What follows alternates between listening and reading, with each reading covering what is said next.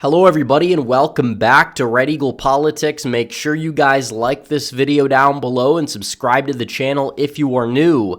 So Donald Trump, President-elect Donald Trump I should say, is entering his honeymoon period and he is becoming extraordinarily popular.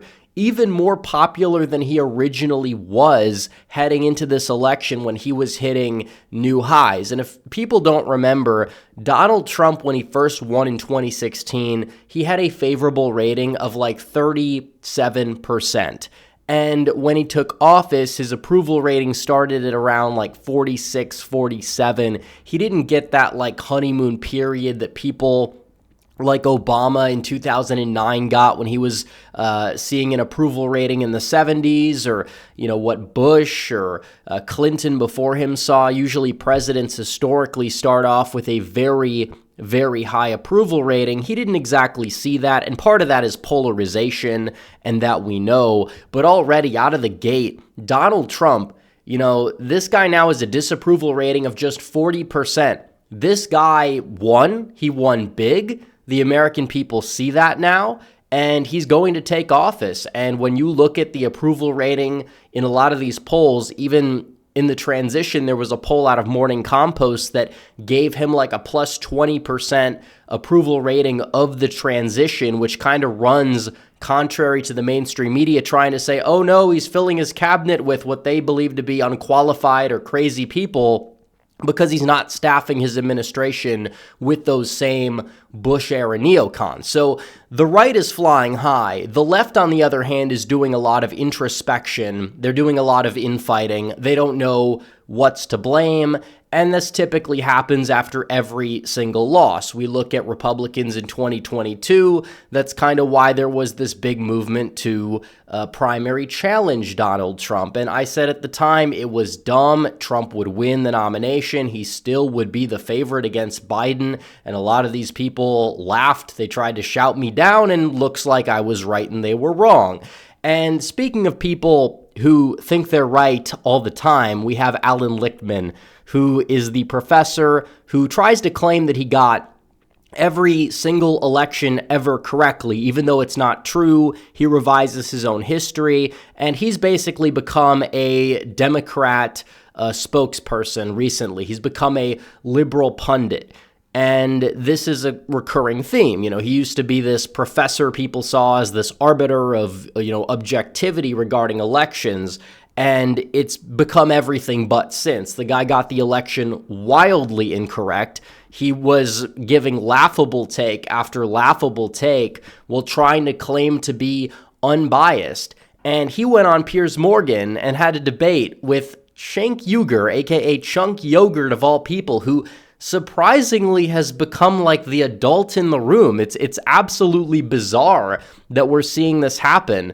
But they were on this panel on Piers Morgan with Harry Sisson and I think Juan Williams, who's a Democrat who worked for Fox News. But that's not the main takeaway from this clip. I wanted to just dive into this clip because it was absurd. Like, I've never seen anything like this before.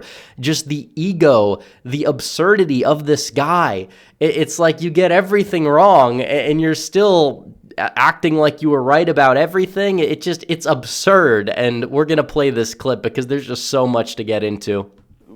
Don't blame the voters. I think, look, we could get into this discussion, but one, I think you're blaming the voters. I think that's a terrible idea. And look, I debated Professor Lichtman before. I told him his theories about the keys were absurd. I was right. He was wrong. I said he'd lose his keys. No, you were couldn't not find right, him and before I the was election. not wrong, and that's a cheap shot, and I won't stand for it. Well, who won, brother? You should not be who taking won? cheap who shots won? at me. Who you won? Want to make your you point, live make your in point. a total Don't make it world of personal. denial. I read your own. Okay, so this guy out of the gate, Cenk says something objectively true.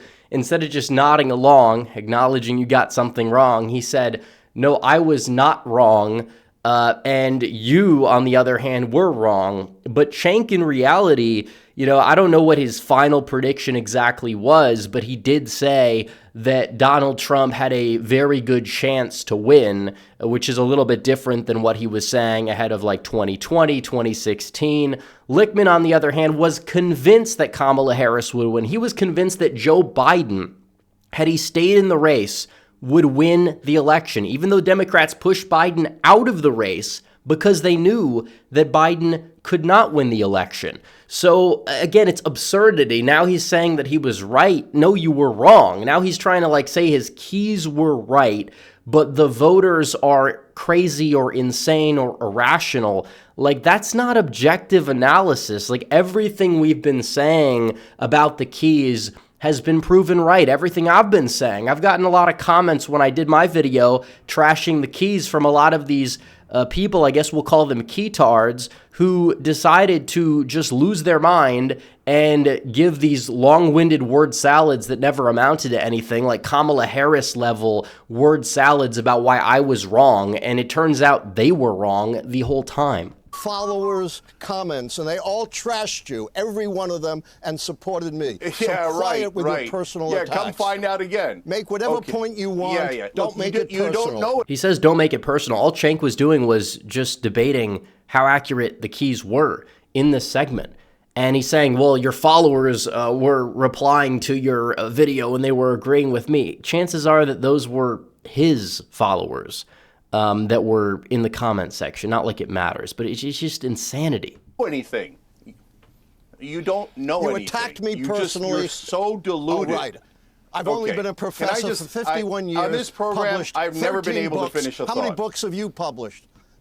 No, because you're personally attacking me again. Oh, how many books have you published? Does it matter? If the books you publish are books full of incorrect information, what does it matter if you've published a book? Which I'm not even saying that all the books were.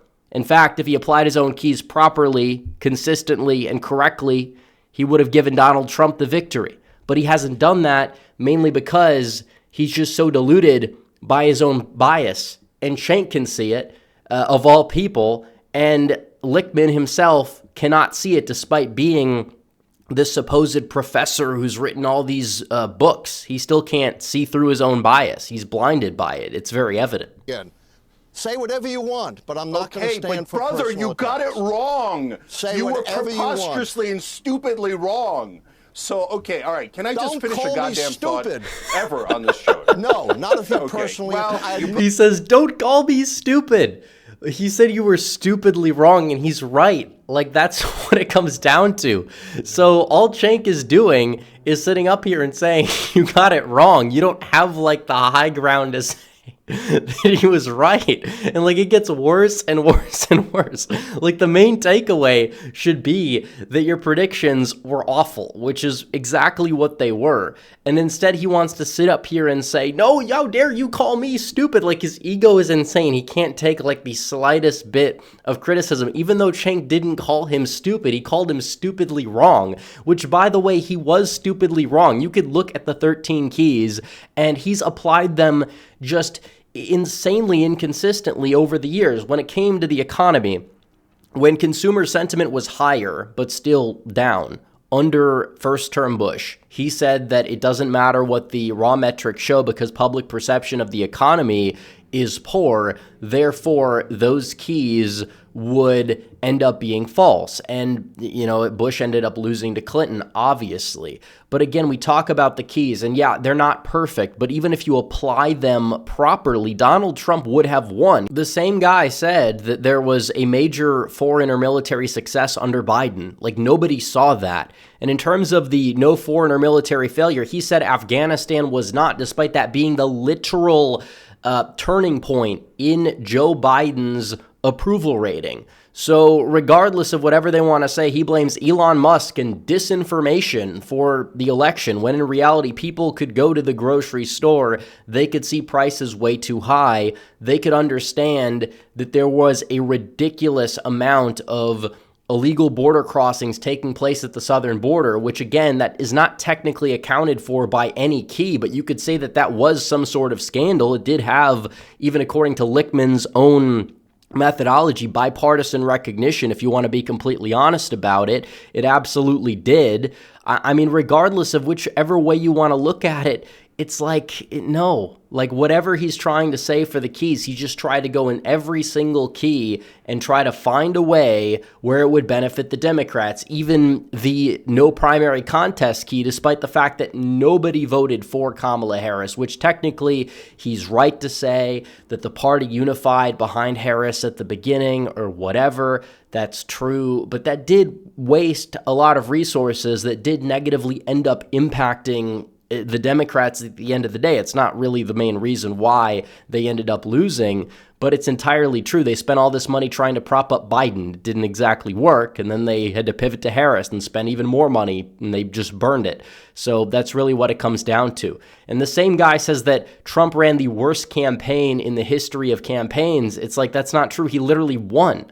So that means that Harris ran a worse campaign, but he claims that didn't happen? I don't know. That's beside the point of this video, but the guy's analysis is just a train wreck. He's become a lol cow. Admitted I was wrong. I don't need you to call me Whoa, he said he admitted he was wrong. Wait, can we go back here? Keys were absurd. I was right. He was wrong. I said he'd lose his keys. No, you were Couldn't not find right, him and before I the was election. not wrong, and that's a cheap shot. And Oh, so he was right, and Cenk was the one who was wrong, but then apparently he said he admitted he was wrong. So it's like, can he even be consistent, or is he just as senile as Biden is at this point? Let's go back to where we were. I don't need you to call me stupid. Okay. I'll just say it's great to see you Democrats all getting along so well. Who taught you manners? It's not. Who taught you manners? Who taught you how to predict elections is the real question, Allan Lichtman. But we'll continue. You see a post-election harmony as you all come together again. We're just one right now. Hey, Alan, you deserve a tall glass of shut-up juice, so can you just shut up for a second and let someone who knows what they're doing... You're so right, Piers. You're so right. We're so unified right now. Okay. I will not sit here and stand for personal attacks, for blasphemy against me. You don't need to do that. Did he just say what I thought he said? Attacks for blasphemy against me. You don't need to do that.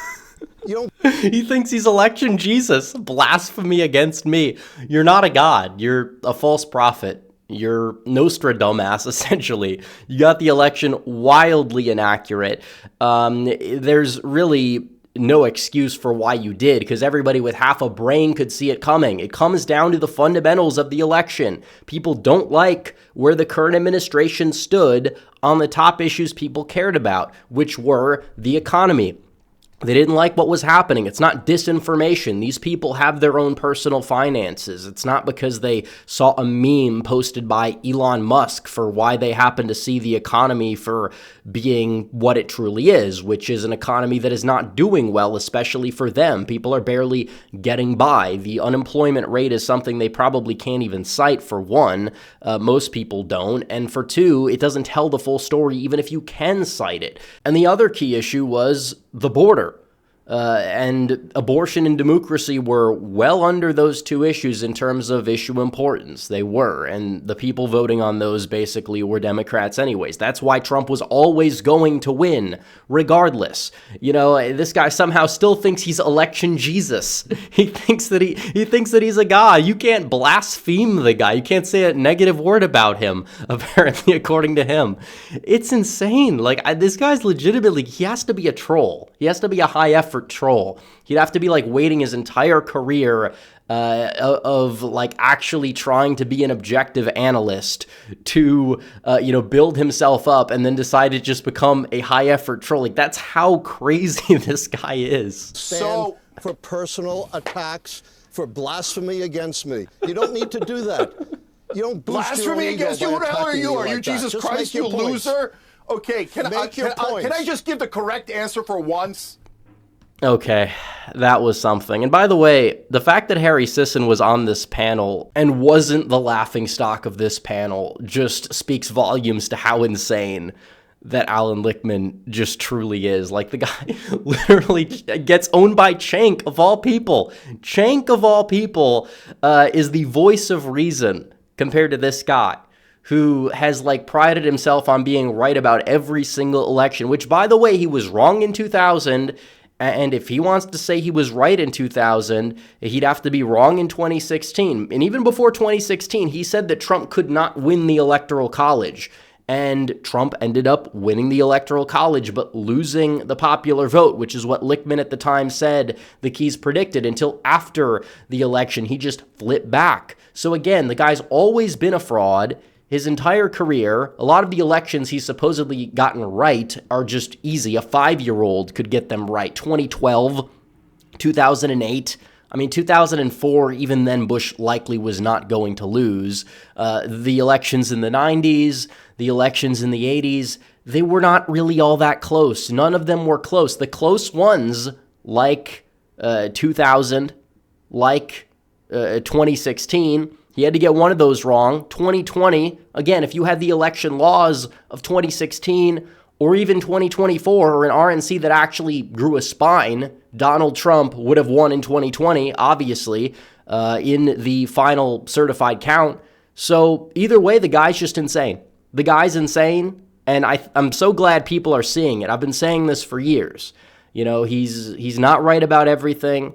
He's, by and large, grifting, you could even argue, in the liberal media. He's become a liberal pundit. Even though he tried to claim to be like this unbiased arbiter of reality, he let the TDS get the best of him, and he threw away his entire reputation to become a shill for Kamala Harris, of all people, when everybody with a brain knew that Kamala Harris was going to lose. So anyways, I thought this was just hilarious. Wanted to share this video because the Democrats are infighting, and they're just getting crazier and crazier by the day. And the more crazy they happen to get, and the more they happen to learn absolutely nothing from their embarrassing loss, the easier it's going to be to beat them in the future. So anyways, guys, thanks for watching this video. Like this video down below, comment down below, subscribe to the channel, hit the bell for notifications so you never miss another video. Follow me on social media. The links are all in the description down below, and I'll see you guys in the next one. Red Eagle, out.